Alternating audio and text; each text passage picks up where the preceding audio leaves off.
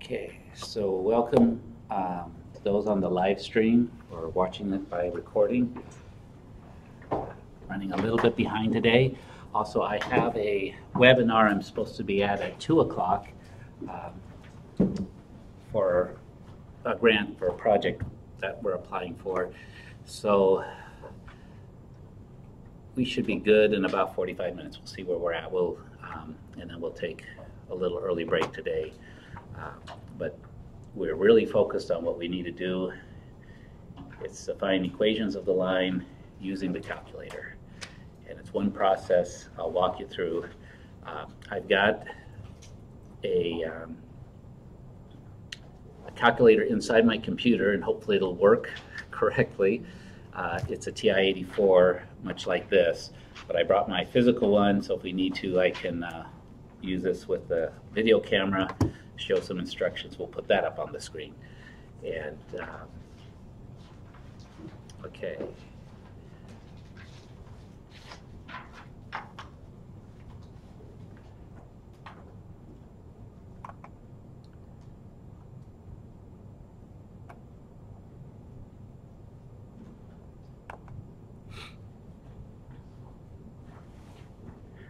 So you're seeing that up there.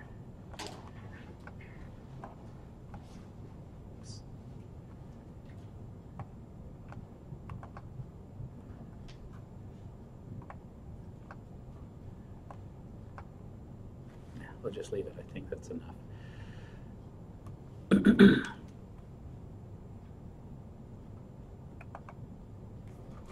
So just to review a little bit,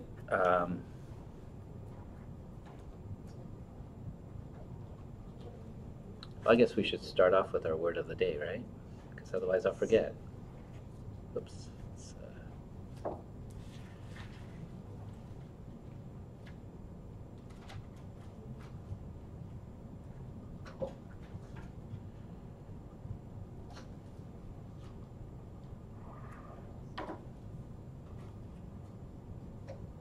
That's the problem plus.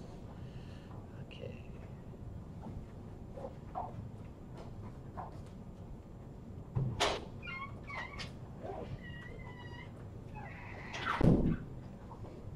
So what would be an appropriate word for today? Stress. What's that?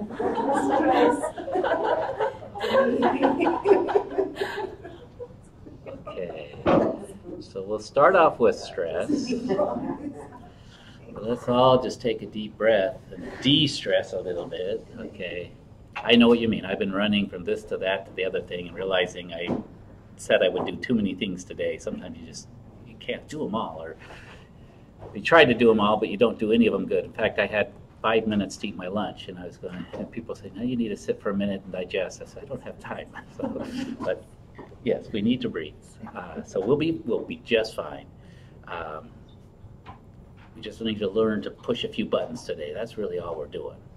Okay, but there's a lot of buttons, and there's only a few that we'll use. But there's our word of the day will be stress, and we'll hopefully by the end of this lesson say, now we're de-stressed. Okay, so that's our goal. What is average rate of change?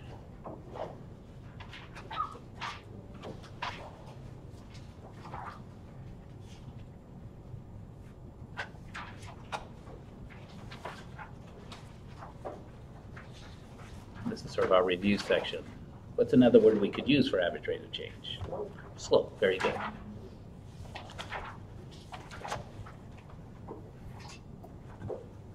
What are some other words that we associate with slope or average rate of change? Units. Units. What kind of units? Okay, miles per hour, dollars per ounce or per pound. Yeah, so any kind you have a per thing, it's 2 units are involved, and it's how many units for how many units of the other. So dollars per hour, dollars per hour. Yeah. Anything. Okay. And we also, mathematically, will talk about it as rise over run. Is that familiar? So, because on a graph, it's how much does it rise over how much does it run. And realizing a negative rise is a fall, so the word rise can incorporate both rising and falling. And then running, though we always try to think of it as going forward because we read a graph from left to right. But rise over run is another concept. So it's the, what variable is responsible for rising, the X or the Y? The Y. The Y is responsible for up and down. So that's where we're going to have the change in Y. So this is our up and down. There's up or down. And in the bottom, we're going to have our change in X, which is left or right. So you can kind of use the arrows to represent it. And so if we had 2 points, say the point 3, 5, which, how many points is 3, 5? 2 or 1 is 1 point. It's 1 point but 2 coordinates. Sometimes we'll say it's, even I will say, well, there's the point 3, 5, or 3 is a point, 5 is a point. 3, the intersection of 3, 5. So it's to the left 3 and then up 5. It gets us a point on the graph. And then if we have another point, say -1, 2, having these 2 points, and I'll just kind of visually do a quick graph of them. So 3, 5 might be over 3, up 5, someplace like this. -1, 2 would be back 1 and up 2 here. So that's about -1, 2. And then what we're looking at is the rise over the run to connect the 2 points. Okay.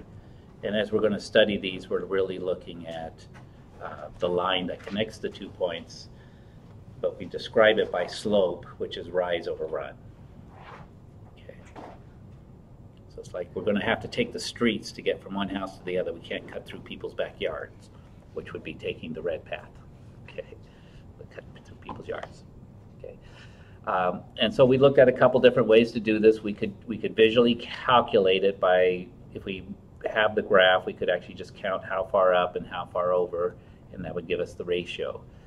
The other way we went about it is we could take, this is from Vedic math, we could just take the points, put one on top, one on the other, and subtract them. And it doesn't really matter which one goes on top or the bottom because it all works out in the end. We take the top one and then subtract the bottom. So what is 3 subtract a -1?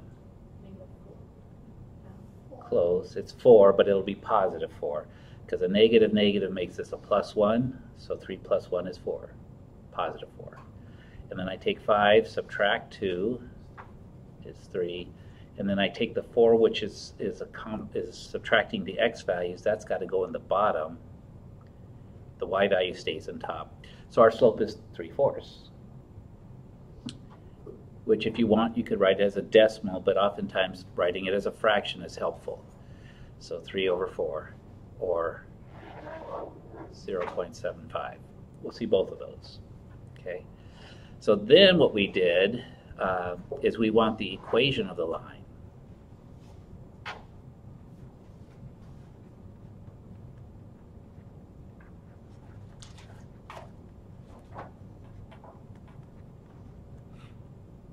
So having the slope, how do we get the equation of the line?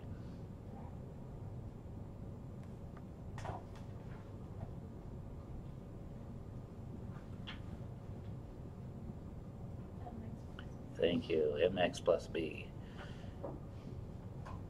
Right, that should almost be tattooed on your brain at this point. Just y equals mx plus b. I don't even know what it means, but I know what it is, right? I know how to say it. So the m is our slope, right? We get used to that, that's our slope. So what we have now is we have y equals 3/4 x plus b. So that was, we're on our way, we've got about half of our answer. We know the slope, all we need to now know is what the b value is, which is the vertical intercept. It's the value of y when x equals 0, but the points we were given, we weren't given the value of y when x equals 0. So how do we get the value of y when x equals 0? How do we find out what b is? good. If we just had an x and a y, right? And we have two pairs of them, right? So we've got over here either -1, 2, or 3, 5. You could use either one. Who has a preference? Which of those seem more friendly points? 3 and the 5. 3 and the 5, because they're both positive. I'm right with you. That's what I would say too. So what we're going to do is we're going to take this point, plug it in here. We plug the 5 in for y. This is the hard part because this is where you could mess up. If you put the x in for y and the y in for x, you've got it backwards. You're not on the line anymore, okay? So these are the kind of mistakes I would make. And then goes in for x, the 3 is the x. And notice we have all numbers except now we only have one unknown. And no matter how smart you are with math, how many variables can you really solve for? Even if you're Einstein,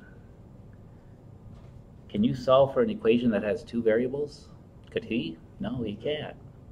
He could solve for one for the. You have to get it down to just one variable. Even Einstein had to follow this rule. And we now have it down to one variable, the b, one unknown at least. So we can solve it. It's got a fraction. It's not real a friendly fraction, but that's okay. So we get 5. 3 times 3 is 9. 5 and 9/4 plus b. And just to make things a little bit nicer, let's just take the 9 divided by 4. Let's turn it to a decimal. That is 2.25. Yeah, 2.25. Isn't that a little nicer to work with? And then what do we do to get b by itself? Good. Subtract the 2.25 from both sides. On the one side, it just becomes 0, so it cancels out, and we get that b is equal to 5 minus 2.25 is 2.75. Very nice. Are we done? No, because they want the equation. We've got all the pieces, but we haven't really written the equation itself, so we'll go with this color here. The final answer would be y equals 3/4, or let's just go ahead and do it as a decimal, 0.75 x plus 2.75.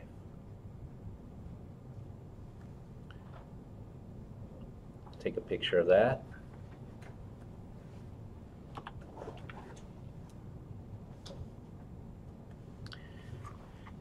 And that's basically, in a few minutes, what we did all day Monday, right? For the most part, we got to this part.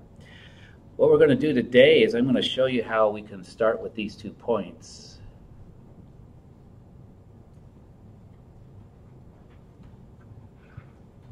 We're going to take those 2 points.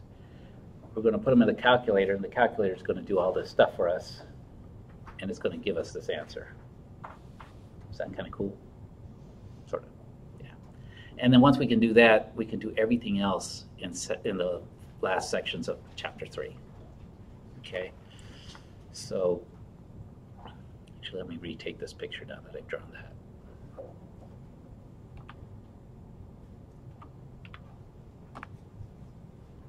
Okay. So we're going to go here.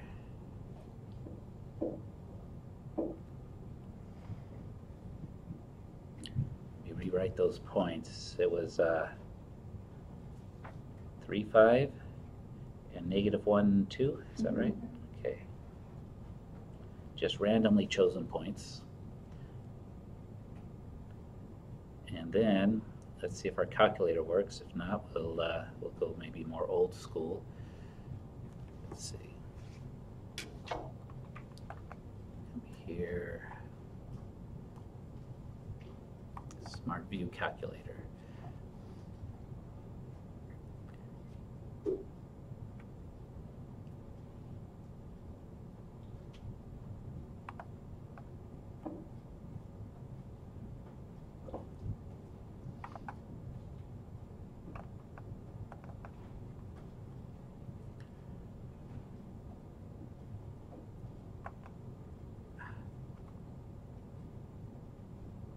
Oh, here, it's coming. Okay. There we go with that.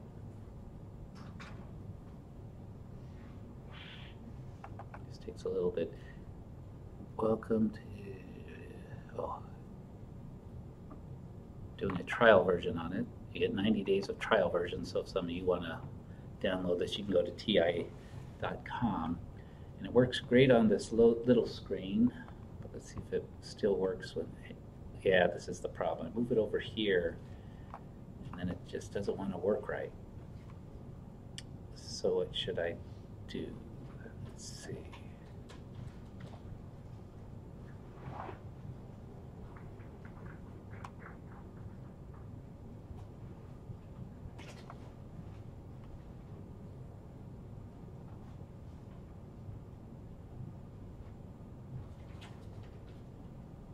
Let's try this.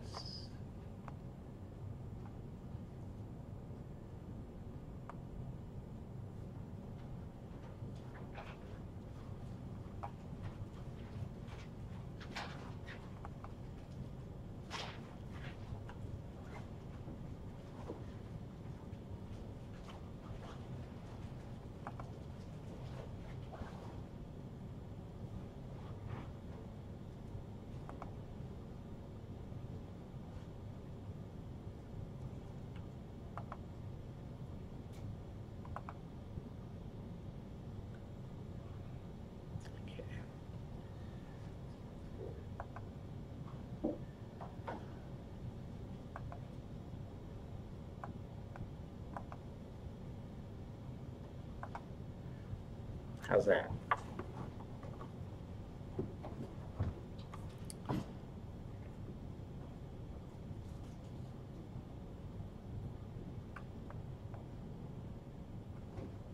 Not looking so good over here.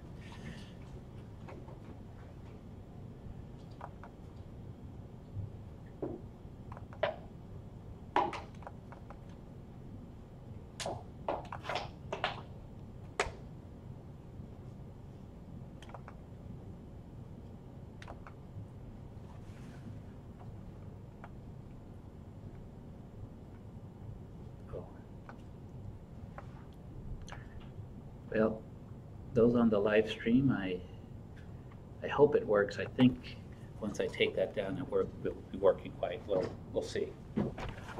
Doing this kind of blind, but at least it works in class. I may do another video if I need to outside of class that records it better. Okay. So let me clear the window. Let me rewrite this up here. So the points were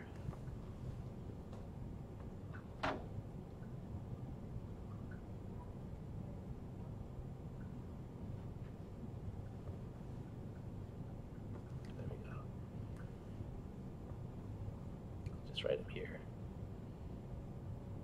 3, 5, and -1, 2. Okay. So now if you have a TI-84, you should get it out so that you're kind of in the driver's seat. We're going to kind of walk through how to do this. We'll do it slow. If I get behind, or if you get behind me, let me know, and you know, if your calculator is doing something different, call me over. I can make a quick adjustment oftentimes, but it really is important to keep following along. Sometimes I get students that we get 20 steps down the road, and then I said, well, I got lost at the second step. I said, okay, I'll help you out, but when you get lost at the second step, let me know by the third step or maybe the fourth step, and then, because we want you walking along as far as possible, or at least watch with your partner or something. Okay, so let's see if there's a couple different views. This is they changed the software so it looks sort of different, and there we go. So this is kind of like what you have. Is that correct? Okay, so what we're going to do is we're looking to find the average rate of change between the points, and we're looking to find the equation of the line that fits those two, that goes through those 2 points. This is also called regression. Okay, so it is a statistical function. or a statistical activity. So which button do you think we're going to want to? It's good. So I'm going to circle that because we will use it actually several times. We keep coming back to the stats. So I'm going to circle this. That's going to be a very important button. Probably the most important button of the whole thing because it's what gets us started and it's what gets us going. So now we just click on the button stat. Okay. You should see this kind of a menu come up. There's edit, which is exactly what we're going to do. And then the next thing we do after we edit is we're going to give it the points because the calculator doesn't know what points we have, right? So we're going to tell it.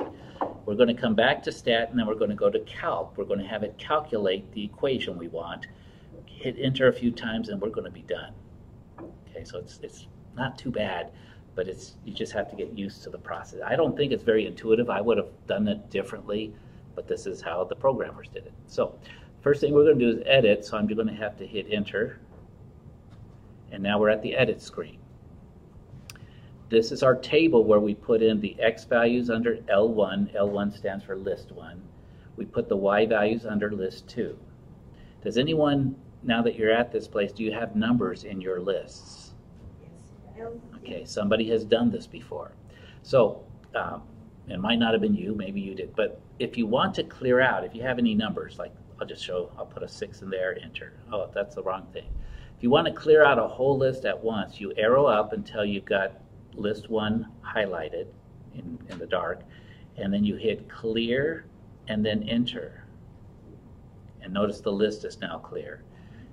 If list 2 has numbers in it, you go up, you arrow up until list 2 is darkened, you hit clear and enter. Okay, be careful, do not hit delete and enter. You will lose the whole list. We can get it back, but it took me half an hour the first time I did it to figure out how to get it back. I know how to do it, so I can do it fairly quickly for you, but yeah, so if you hit delete, you're going to delete out a whole list, not clear it. Okay, so it's clear and enter. So far, so good? Everyone got a clear list now? Okay, and so then what we do is we come over to list 1, which the X is going to go in, so I'm going to put 3 for the first X, and then when I hit enter, it goes down.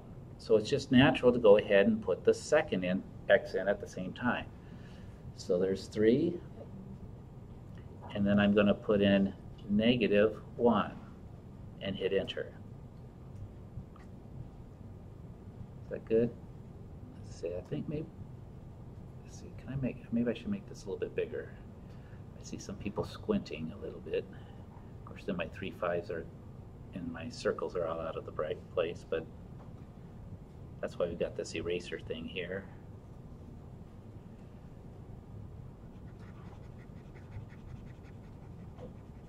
Take this out of the way. I suppose I could just clear it, but I'll take this out. How do you think we're going to get the Y values in there?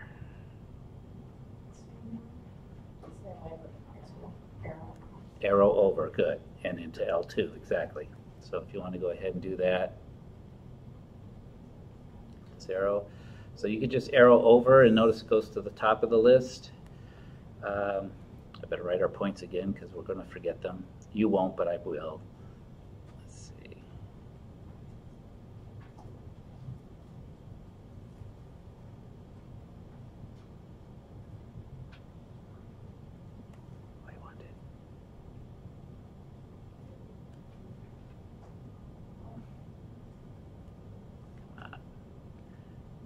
I got 2 different programs going and they're not wanting to work together very well. So let me write it here. So I guess I'll write it on the calculator.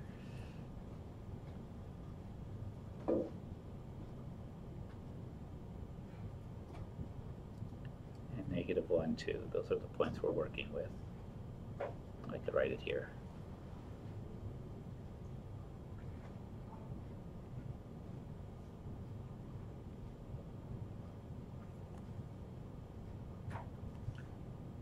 Because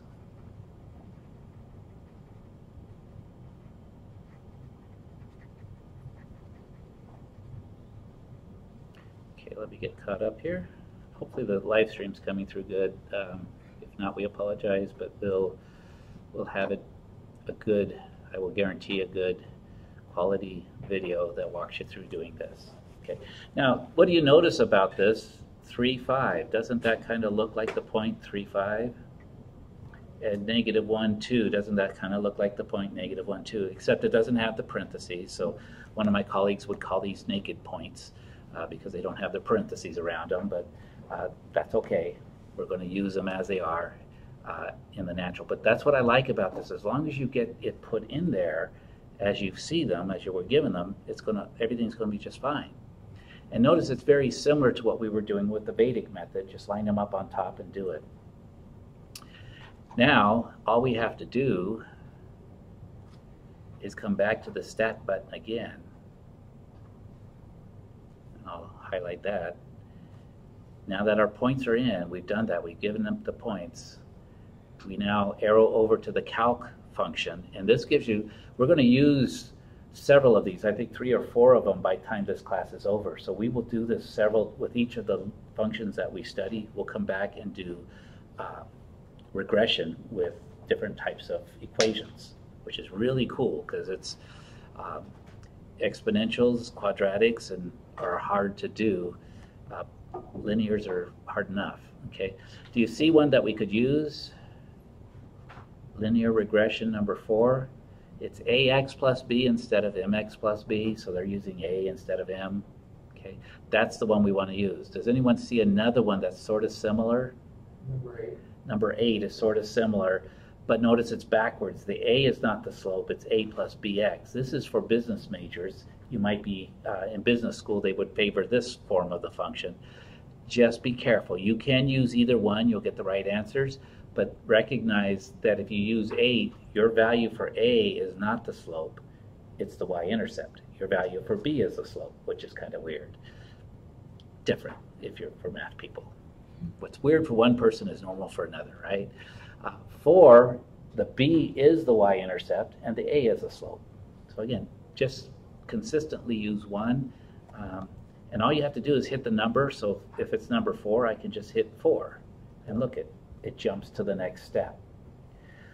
And I'll just tell you, basically once you have the defaults, you're just going to hit enter several times, but the X list is coming from list 1, which is what we wanted. We put the X's in list 1.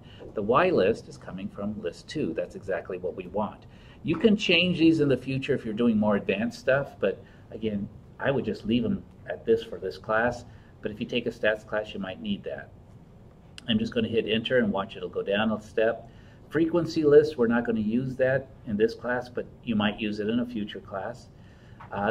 You could store the regression equation. We're not going to use that. And then we get to calculate. All you have to do is hit enter, and it starts calculating, and it gives us the equation of the line, just like that. And what's the equation of the line? Y equals ax plus b. Yes. It's not.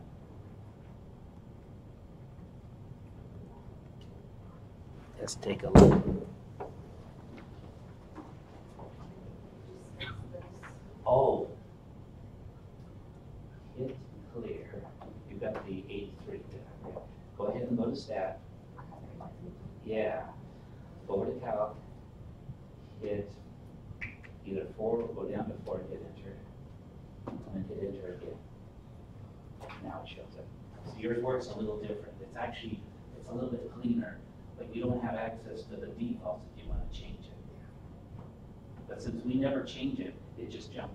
I think what you did, it looked like you went back to calc twice because you didn't get the same screens I did. You didn't get my middle screen. Does that make sense? So go try it again. Just hit clear, hit stat, over to calc, and then now hit enter. There it is. Okay, so that's the 83. Actually, it's the older one, but it has some pretty nice features that makes it actually a little bit faster because it didn't have this middle screen where you could change the defaults. It's harder if you want to change the defaults because you have to go into some other menu. So that's why they did this. But when you're not needing to change defaults, you just hit enter and you got your answer one step sooner than the rest of us. Okay, so if we were wanting the equation of the line, what we do is we don't write y equals ax plus b, because we put in the value of a and the value of b here, which is 0.75 x plus 2.75. Which I think if we look back at the last screen, that's what we came up with manually, right? Mm-hmm. And that's what, it's not doing anything different, it's just doing it with technology.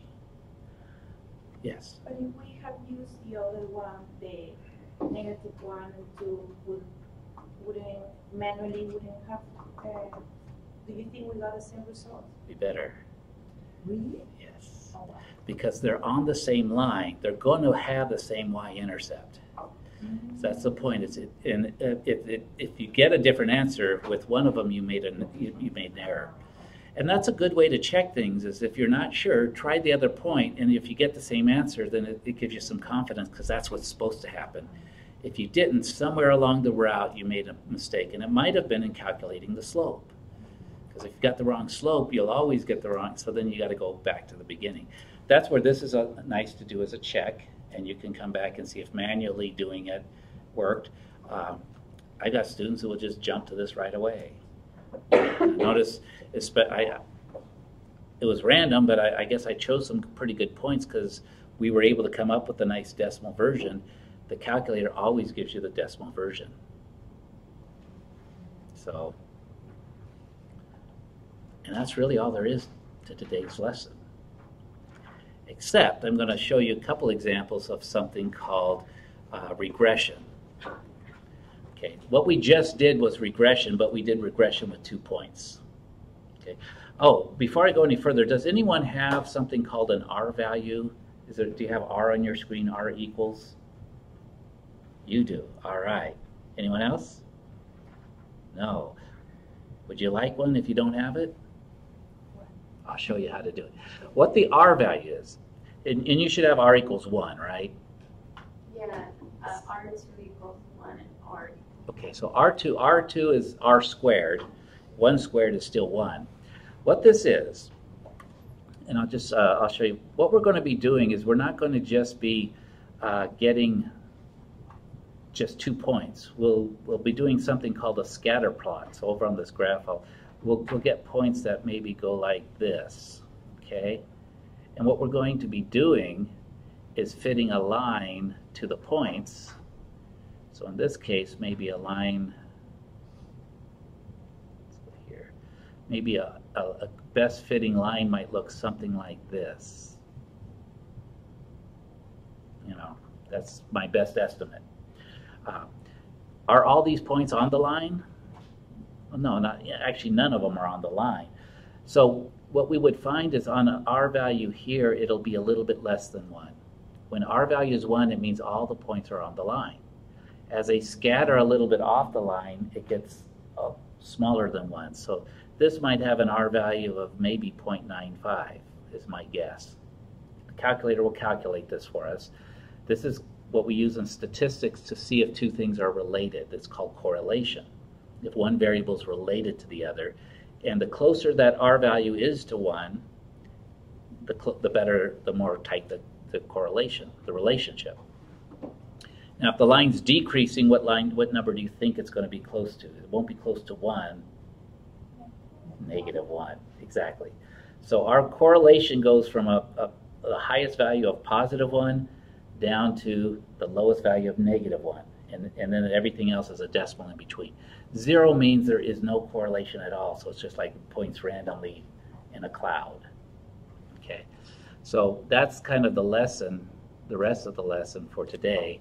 And let me pull up an example. We'll see if we can, oh, that's right. Let's go into Math AS. Oops. Actually, let's do this. Let me take a screenshot.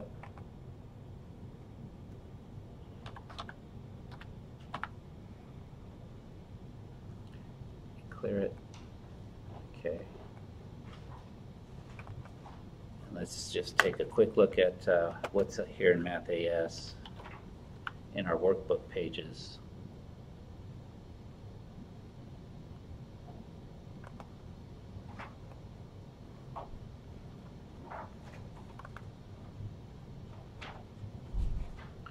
It's lesson 3.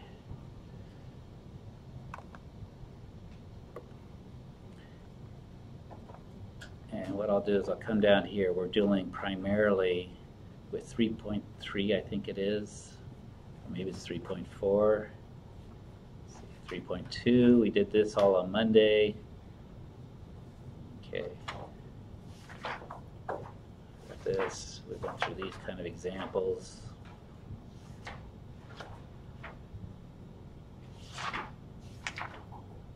Arc examples. Media examples. Wow, we're almost done and we haven't even gotten to, 3.4, yeah. So as a function, did I skip over modeling with functions? Yeah, we kind of skipped over that. We'll come back and review that a little bit. 3.5 is where we go. I think it's 3.5 and 3.6, scatter plots, graphing. So we're going to take this example.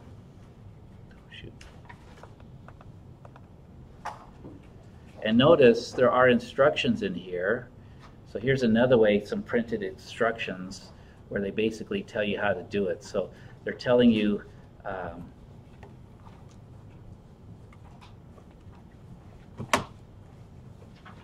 in these instructions the keys to press. So the stat button, that's what we pushed. We hit enter and we went to the edit part. We put our data into L1 and L2. Okay, so that's the screen kind of looked like that. And then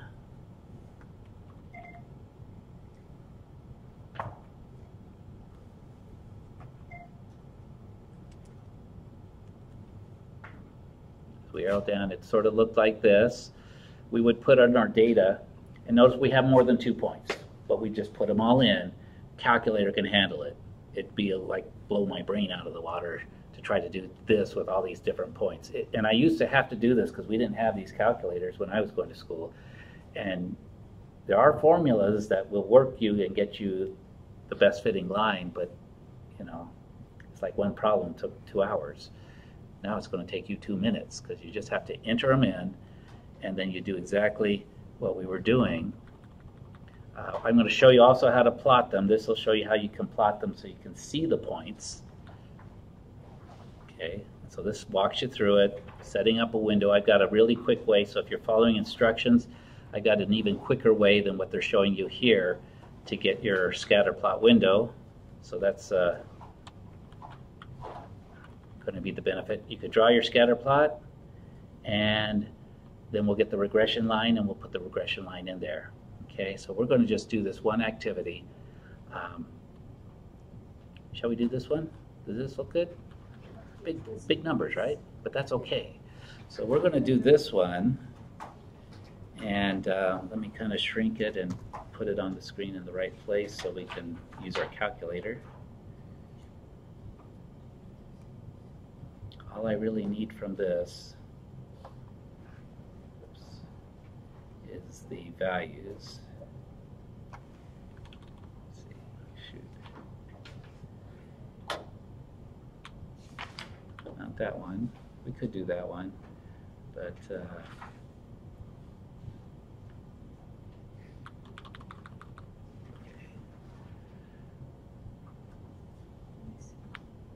okay. So again, you can come back here, refer to this, and it'll give you everything you need. Come here. I can make this a little small. I'm going to have to make this smaller so I can get everything on the page. There we go. Okay. Hold on to your hats. No one's got a hat on. Okay. Guess you already lost them, right? Okay. So what we want to do is we want to put these points into our calculator. We're going to want to see the graph. which is a plot, the stat plot, and I'll walk you through that. And then we're going to fit a line to those points, and then we're going to graph the line. So where should I start? On stat. Also, the doctors use that for quick, right? They say it's stat, that means you better do it quickly. Okay, so however you want to remember it, stat is like the most important. It's the starting place. It's where everything begins. Okay, and then we go to edit. So that's really, we go stat edit and then stat calc to get it. We're going to throw one extra step in here, but does anyone remember how do I clear out the old points? All the way to the top. All the way to the top, clear, and then enter. I mean, the first time I did this, I'd hit clear and I'd wait a few minutes. I said, man, this calculator is slow.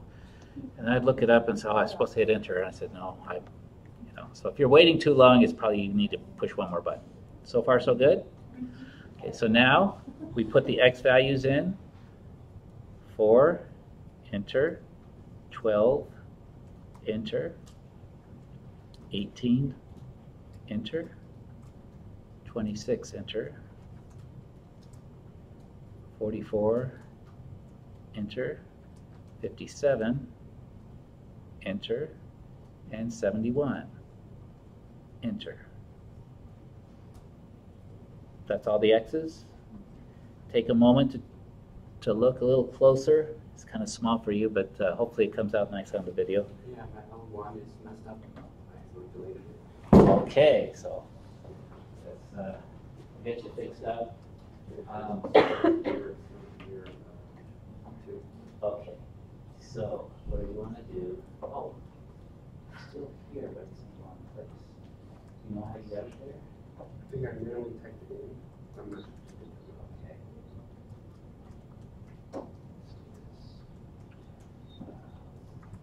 Stat, select it.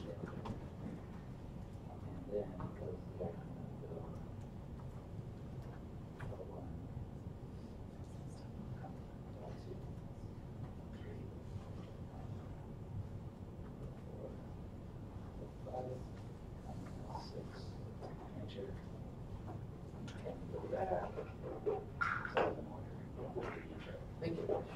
So it's quick, although that took me half an hour to figure out how to do that by looking through the manual. So, okay.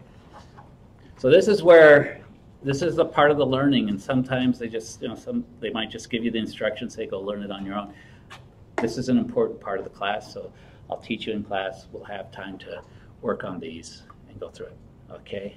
So I arrow over to put the y values in, right? And I just what I see, I put in there. And if I put in a number wrong, do you think I could get a right answer? Of course not.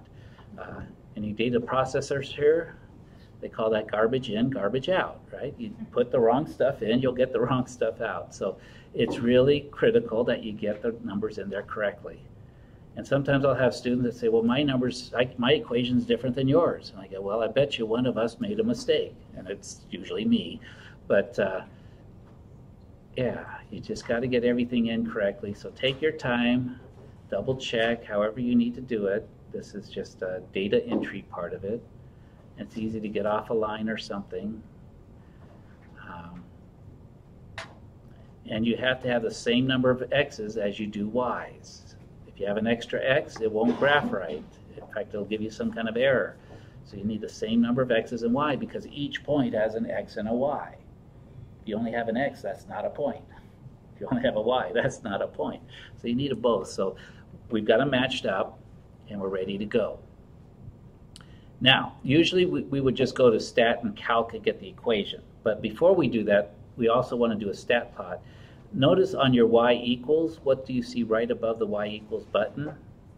Stat plot. It's in blue. That means if we hit the second button, which is blue, at least on mine, it will go into the second feature, which is to do a stat plot. Okay, so then your screen should look something like this. So second y equals gives us the stat plots. If you're like mine, they're all turned off. Does anyone have a stat plot turned on? Okay, they're all off. And they should be, because sometimes they cause problems if you just leave them on all the time. So I'm going to notice, It's okay. no, you're in the y equals. So try it again. Hit second y equals. Hit the second button first. Okay. From And, there? yeah, and then hit y equals. Now you got what? Okay, good. So to turn it on, all I have to do is notice mine has a highlight on the number 1, so that's the first stat plot. I'm just going to hit enter. It's flashing on the on. I just have to hit enter, and notice how the on now is dark. It's been selected. I've got a stat plot turned on. Now again, there's some defaults that you can change in here, but for what we're going to use, we'll stick with the default of a scatter plot. These other plots are helpful, but not for now. Does anyone have any of these other plots over here highlighted? They shouldn't be, because this, again, this, if you just turned it on, this is the default. And notice the X list comes from L1, the Y list comes from L2. Defaults, we just stick with it. Now you could have your mine set up to be a square. You could have be a plus or a period or something. You can change those. If you've got a color version, you can change the color. Okay, so but again, we'll just stick with the defaults. Now this is where you earn your price of attendance. I'm going to show you a shortcut that they don't show you in the book. In the book, they take you to the window and you look at your data. You try to get your data, your window to be the right size. Because remember, some of our data is up in the 600s. If our Y value only goes up to 10, will we see 600? No, we'll only see up to 10. So you could think your way through this, but the calculator has a nice feature, and it's under the zoom button. And when you hit zoom, you might not see it, but number 9 is a zoom stat. What that does is the calculator will look at the points, and the calculator will make the window what it feels is the perfect size. So it's kind of like an autopilot. If you don't see the zoom, you probably only see down to Z trig or something, or maybe Z, I don't know. How far do you see down? Do you see it? Do you see number 9? You see number 9. Okay. They didn't used to see number 9. They keep making these calculators better. Oh, So. I arrowed down. Okay, you arrow down to see it. So that's the thing. If you don't see it, arrow down until you do. Number 9 will be something called zoom stat. When you hit enter, the Where is zoom? I'm still in the here. middle. So it's the buttons at the top, the 5 buttons, right in the middle. It says zoom. Thank you. Yes. So see, it's a few buttons, but finding where they are, this is the important part. But once you find them, you're going to be doing this feature so many times, you're going to get bored with it. But you're going to be happy you're bored with it, because the option is spending 2 hours on a problem and doing it all by hand, or 2 minutes and getting it down. Okay. Something different. Put some Okay. stat. When So go to y equals. again, wait. Yeah, you have an equation in there. Clear that out. Just hit clear. Oh, clear this? Yeah, y1. There you go. Okay. Now hit zoom, and then arrow down to number 9, zoom stat. Did you get a stat plot turned on? Yeah, you don't have. Okay, so your stat plot's not turned on. So go second, y equals, and then hit enter. Yeah, you've got to get a stat plot turned on, because otherwise your calculator actually doesn't see the points, at least for graphing purposes. You have to have the stat plot turned on. Then when you go zoom stat, you should see a window much like this. There's your points. So what kind of a line is this? Increasing, decreasing, or constant? Okay, you see it. The majority of the points are going down. Does it look like a line would fit this fairly nicely? Or the pattern is linear, it's kind of going down, kind of. So this is what we're going to do, is we look at it first and say, yeah, that sort of looks like a linear relationships. It's going down. Now let's go find the line that fits it, and then I'll show you how to graph it, and we'll be done. Okay, so we see it's linear. Where do we go? We go back to the stat button now. Where do we go to calculate the equation of the line? To to calc. Good. I try to use words that will give you meaning to the buttons that we're pushing. So we go to the calculate menu, and which one do we use? 4. Number 4. You could use 8. It gives you linear, but it's different. So whichever one you want. I like to use 4 because it's sooner. And then again, if you've got the TI-83, you just hit enter and you're done. If you're the 84s, you have to kind of keep hitting enter and calculate. Now we've got the equation of the line. Okay. What you'll probably want to do at this time is write down, yes. Martin still says the old equation. It does.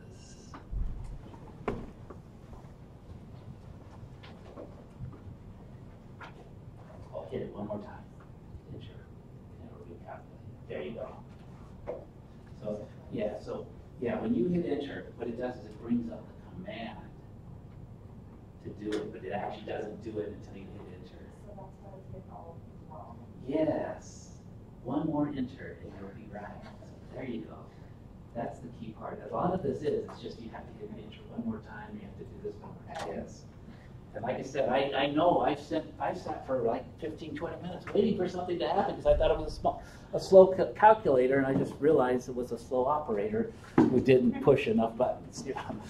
But they don't have a help button that tells you you're supposed to do it. It's a lot of these things are not intuitive, right? What I call anti-intuitive, which I don't know what that means. I don't know if that's a real word, but that's what the word I came up with. It just doesn't. It's like, why wouldn't you just? I pushed the button. Why wouldn't you do it? Anyway, okay. So what you might want to do is write the equation down somewhere. So I'm going to do that. Y equals, and it's got a negative 0.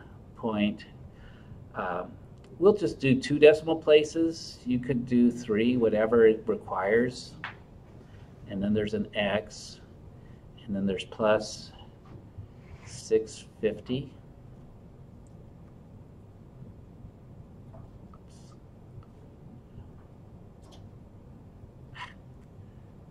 These programs don't want to interact very well.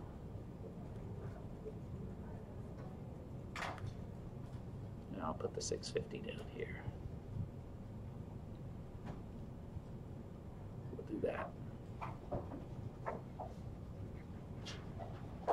Okay, so that's the equation I'm going to put into my calculator and watch what happens.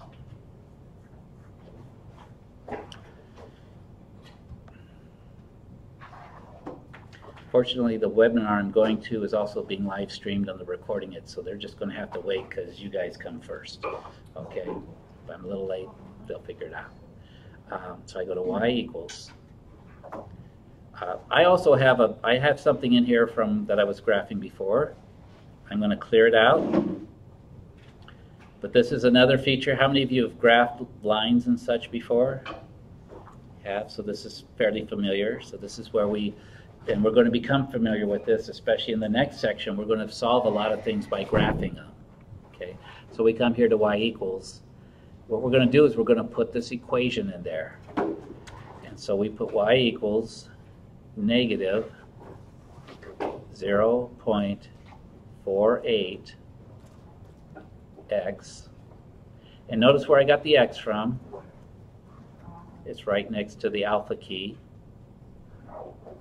So I don't like how they did this new calculator. The last one, the calculator part was bigger, but okay. And actually, I guess we don't need our data anymore, so I'll make this bigger. And then what do? We put in plus 650.11. So that's all in there. And then where do we? If you want to see the graph, where do we go? The button that says graph. Good. We just hit the graph button, and now there's our points, and there's the line being drawn that fits those points. It's kind of cool, isn't it? What you just did is very advanced research type stuff. This is what researchers do. They go collect data, X and Y values. I put in so much fertilizer and the plant grows so tall, and they do it with a lot of different studies, whatever. They get a lot of data, they plot the data, and then they get the results like this. Maybe this is a crime prevention program, and the more meetings they have, the less the crime is. This could be. Mine is saying that there's an error. It starts to grab it. Okay, syntax error. So hit enter, and then go back to y equals. It was probably here. Oh, very good. That is the subtraction sign. Oh. You can use the minus sign. This is Thank you. Thank you, because this is another major error that I forgot to point out. On our calculators, notice there's actually two things that look like they could be negative signs, but one is a subtraction sign, this one here, and it only works when it's between numbers, because you need two numbers to subtract, right? If you have a negative number, you need to use this one down here. This is the negative that goes on a number. Usually it will give you the syntax error, and you'll go back and say, oh, I used the wrong one. I should have known. I do that all the time. That's okay. That's good. I do as well. When it's a negative sign, it's a little bit smaller and higher, and watch when I put the wrong sign in, it's bigger and it's a little bit lower. And when I go to graph, right, it says, I don't know what you're talking about.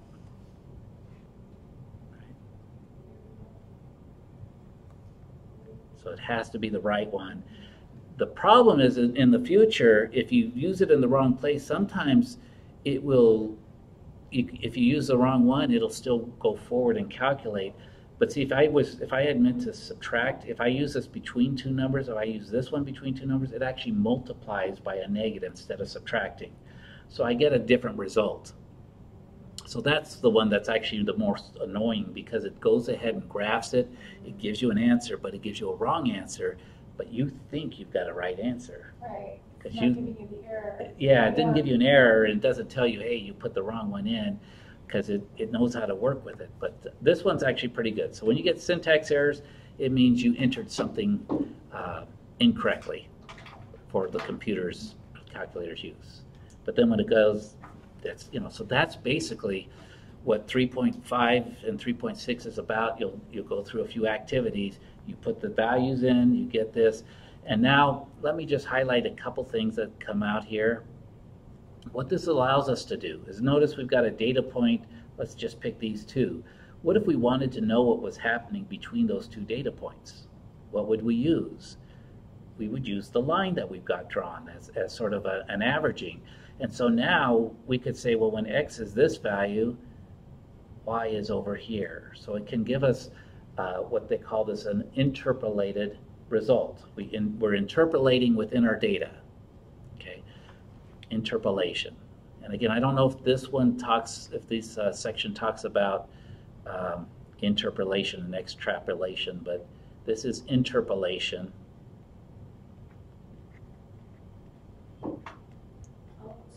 Line is not a slope.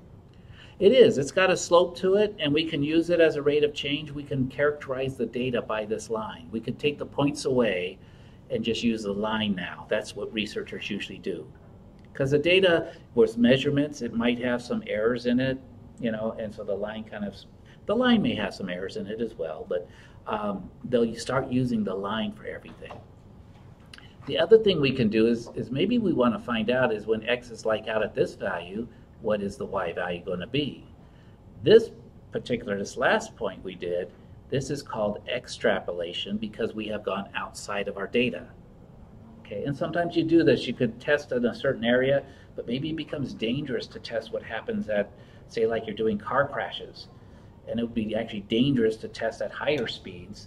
But you could take your data of crash tests at lower speeds and then maybe do some extrapolation and see what would the car look like at higher speeds. And so it's pretty bad. So maybe maybe it helps them develop things without actually having to take dangerous risks. Extrapolation. Okay, so interpolation is inside the data, extrapolation is extra to the data, outside the data. And interpolation is generally going to be more accurate because we've got measurements on either side. Extrapolation is where sometimes we're off because, yeah, we might be, if we go outside of our data, it might be that things break down and the whole process breaks down. Or maybe it may be valuable. But this is what researchers do, you know, so they try to use mathematics so they don't have to do as much in lab stuff, or they can take the power of what happens in the lab and use mathematics to predict what's going to happen, and maybe save years of research, maybe save many lives by testing drugs on computers rather than on people or on animals.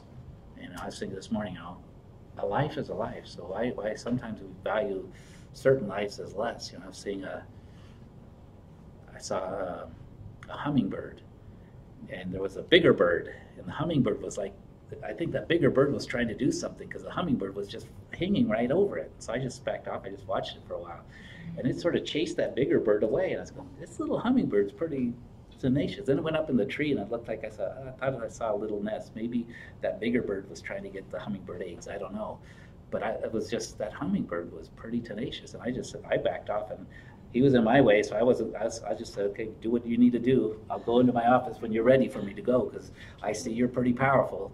You're small but powerful, so you know everything's important in life, right? So, but we've got great power here. The power, you know. 30 years ago, it would take like a room filled of a computer that's the size of this room to do these kind of calculations. And now you're carrying it around in your pocket. That's pretty powerful stuff that you're able to do. And what we're going to do is this same process we just went through. Put the points in, edit, get a scatter plot, and then fit a curve to those points is what we're going to do. But we're not just doing it with linear, we're going to do it with exponentials, we're going to do it with quadratics. And so, because those are also possibilities. So when you've got things that are curving, we can fit curves to curvy stuff too, okay? And it's great power for whatever you end up doing in your future. Whether it involves research or not, you would have the power to do that. And so that's why I think this is very powerful. And this is one of the steps. So we'll have like one problem on the test, and each of the tests will have a regression part. And so once you get the buttons down correctly and get it to work, it's the same for all of them. And you're just pulling values off of the calculator as far as equations and such, and it's really powerful. Okay. Because in math, typically we can't test anything, we can't work anything without an equation. But if we have data, from that data we can get the equation. Again, it's a little complicated if you do it by hand, but that's what these calculators are good for. They take the tedious, sort of boring work that is error prone that we would do, and it makes that part go away. So then we get to be like more of the managers of data. We can take a look at this line, and then we can interpolate, extrapolate, and make decisions. We're decision-making beings. That's what we're really good at. Go ahead, let the robots do all the manual labor. They can lift as much as they want. They can dig as many holes as they need. I like to work for my mind, make the decisions of how we do things, and that's what this mathematics is really powerful for, is helping us make decisions. And so far, we're the only ones around that can do it. Now, computers are catching up. They're teaching them to make decisions, but I'm not sure I trust a computer's decision over mine. Not all the time. Okay. Sound good? Okay. So look for tomorrow sometime. I'll have a practice test online. In fact, I'll send you an email, send everyone an email with it attached, and then that'll be what we'll do as our foundation, or our outline that we'll work on Monday. Okay. Thank you. Oh, I forgot to take screenshots. I will see you later in your office hours.